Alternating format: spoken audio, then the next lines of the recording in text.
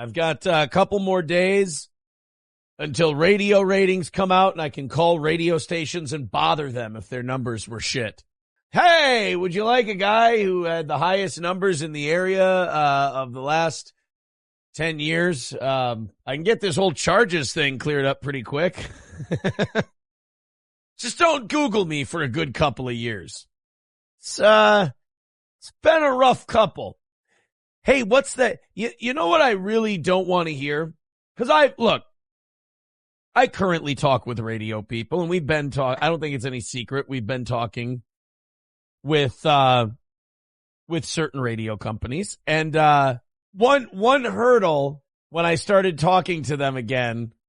Not when I started talking to them again, but when this whole thing happened, and I was in the process of talking to these people, is making sure you weren't making excuses for anything that had gone on in your life, but also making sure that you just kind of owned it and got ahead of it. And then of the three places I was talking to, two of them I still speak with, so that's good. The other one went, the other one didn't go, let's stop talking. The other one went, get back in touch with me when this is all cleared up. It's just part of that deal where you get into a weird shit spot in your life, and it's all part of the cleanup. But whenever ratings come out, I always make sure I do a little, I get on the text, and I go, boy, this situation looks like it could use a little help. Then they text me back my court dates, and they go, this situation looks like it could use a little help. I'm like, all right, that's enough. Camel Toe with $5 says, did you see that your ex-boyfriend streamed last night / this morning? I got through 5 minutes and died from boredom. I did not see it. I did read about it. I saw that the Farms was commenting on it, and that seemed to be the consensus. The consensus was two things. It was remarkably boring, but you have to remember, he's a boring guy. He's not a good broadcaster. Like, he's not a good presenter. He's not a good show host. I don't know if this is going to rub people the wrong way or not, but it's an observation as someone who's done this a long time.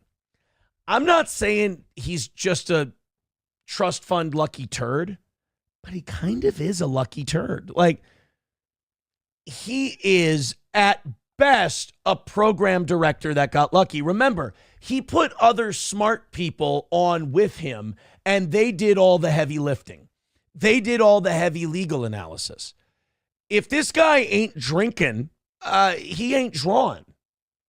The things I heard were incredibly boring. Like, I'd never watched a single second of Nick Rekieta. And then when I started hanging out with him, I watched a little bit, and I went, not out of meanness, but I just went, this is boring. This isn't funny. His humor I always found awkward. Like, he would always try to shoehorn racist shit in. And like, look, man, I've done my share of that kind of humor, but it's like, how did the black guy joke get into the congressional? Like, it was like a guy who was like imitating shock jocks and doing a really bad impression. Like, he was doing a bad impression of what I am, a hacky shock jock. He was doing a bad impression of a hacky morning zoo guy. And I never found it entertaining. The thing that made him famous was bringing on really smart people to talk about trials. The minute he started going, let's make it the Nick Show, the numbers came down, he started falling apart, and he became more of a curiosity watch to people. And that's what he is now. What I read about it was extremely boring, and the mods were fighting each other about whether or not they ban people for saying, talking about him, his kid testing positive for cocaine and all that other stuff. I guess I really don't have thoughts on it. But it's not going to be, there's never going to be a big comeback. I was on Kiwi Farms this morning. They said that he made, like, after the YouTube cut and everything, he made about $400. That's a little bit less than what Steel Toe makes in a day. If he can be disciplined enough to broadcast 5 nights a week, which I don't think he, has been able to do that ever, or if not for a long time, certainly not sober. When he's drunk or on drugs, he's a try hard kind of a hack. But when he's sober, he's just a remarkably boring, beaten down, middle-aged father of 5.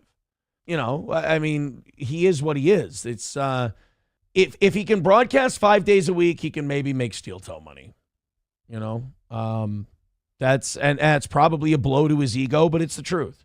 If he can broadcast 5 days a week, he can maybe make steel toe money. Which, look, I'm not sitting here crying poverty or anything. I like my life. But he's got 5 kids, and he was up here. I didn't make steel toe money and then go buy an $800,000 house, have 5 kids, and, big expensive cars and all that other shit. That's, I don't know if you can get by with that life on steel toe money. So, yes, I did see it, camel toe, or I didn't see it. I'm sorry. I read about it. The reviews I got were boring as all hell and a lot of infighting with the group. Also, somebody said, I don't know, people might have been dicking around with this. They might have been lying. This might not be true. That he has a bed in his studio now. People said that he did a new, they said he did a new camera angle that looked weird. I saw a screenshot of it. He looked very old. He looked very tired. He looked very kind of drawn and kind of beaten down. He looked rough there, but for the grace of God, go I. But, and also they said he had a bed in the studio. I didn't see that. That's just something I read. Which kind of begs some questions also. I haven't been married for a while. Maybe you need a doghouse bed. I don't know. It's been a while. It's been about a year since I've been married, so I'm not really sure. So the Kiwi Farms synopsis was pretty accurate. Well, I mean, those, I'll say this. Even when I was doing all my degeneracy and that bad evil shit I was doing, Kiwi Farms, goddamn, man, some of those guys, I got to admit, some of those guys, it was like they were in the goddamn room. It was remarkable. Like, I read that shit and I go, oh my God, how the hell? And, looking back on it now, I can go, well, yeah, of course it's like they were in the room. There wasn't exactly a lot of subtlety in that game. Let's go. First and 15 says he had a lot of fans and would have thousands watch his evening show. Oh, absolutely. No. Don't get me wrong, First and 15, but it fell dramatically from the trial days. When he stopped doing trials and he tried to go, hey, it's the me show, those numbers dropped exponentially, and they continue to drop. Anonymous says Lord Baldo was a good streamer when he started, but then hedonism happened and the Baldo happened. No, I think you're rewriting history a little bit there. I think he was a program director who greenlit a particular kind of show, and then once he said, well, I must be the star of the show, then all the numbers went down. It's as simple as that, really. He misread what made him big. What made him big was, I'm going to grab a bunch of people who are a lot smarter on this law shit. I'm going to bring them onto my channel. I'm going to facilitate this conversation, and we're going to go from there. That's what made him huge. And then, sometimes you start to think you're the star of the show. It's like a guy who's in a really good band and he goes solo and you realize, oh shit, people wanted Slash too. I wasn't the whole star of the show.